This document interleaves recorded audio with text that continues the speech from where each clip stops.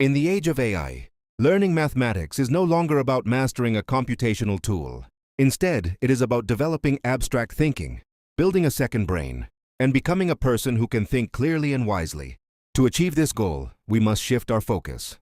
Instead of making knowledge, transmission and test performance, the primary purpose of education, we should focus on protecting students' curiosity, awakening their interest in mathematics, and helping them experience the joy and excitement that come from exploration and discovery. In today's educational system, only a small number of independent-minded students who enjoy learning on their own experience this excitement.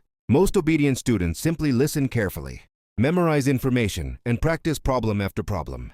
Their motivation comes from grades and test scores, not from mathematics itself.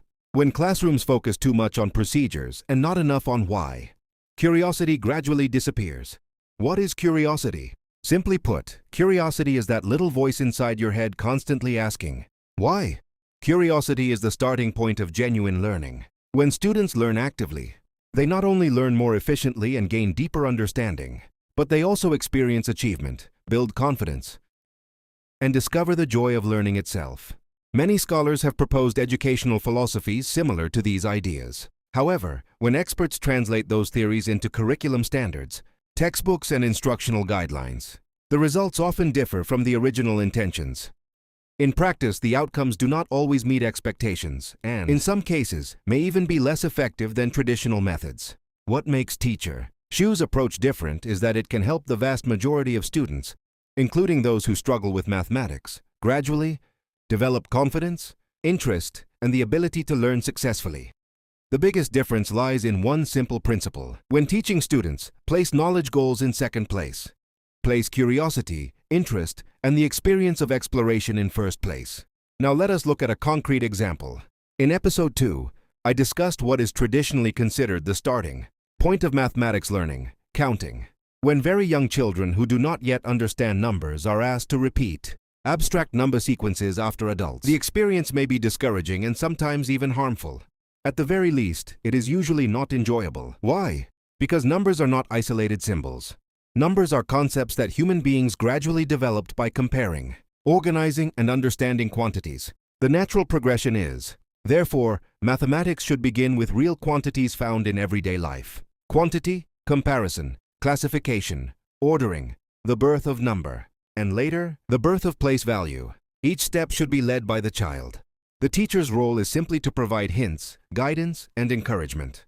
Before a child is ready for the next stage, we should enrich their understanding of the current stage rather than force them forward prematurely.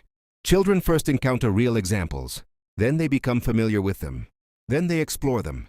Eventually they discover, or invent for themselves, the concept of number. Today we move to the next step after counting, addition. In Teacher Shu's method, counting begins with quantities, not with numerals. Likewise, addition does not begin with 1 plus 1 = 2. Instead, it begins with 1 plus 1 2. That is your homework assignment. Can you think of examples where 1 plus 1 does not equal 2? Feel free to give more than one answer. Remember, we are participating in BE, Brain Education. This is a physical education class for the brain. We are here to play. The grading standard is participation and effort, not whether the answer is correct.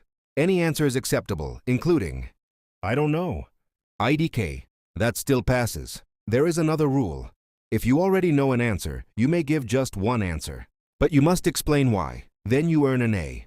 If you do not know the answer, you must guess 3 possible answers. You can still earn an A. Your guesses can be completely wild. For example, because today is Friday, 1 plus 1 does not equal 2. Why? Because you participated. Because you thought about it. And who knows? Sometimes a lucky guess leads to a great discovery. In class, we can even compare whose guesses are the most reasonable, the most imaginative, or the most absurd. Remember, we are playing mathematics. We are not afraid of being wrong. As long as every student is thinking, participating, and enjoying the experience, we can safely conclude that learning is taking place. See you next time. You're the one who takes all of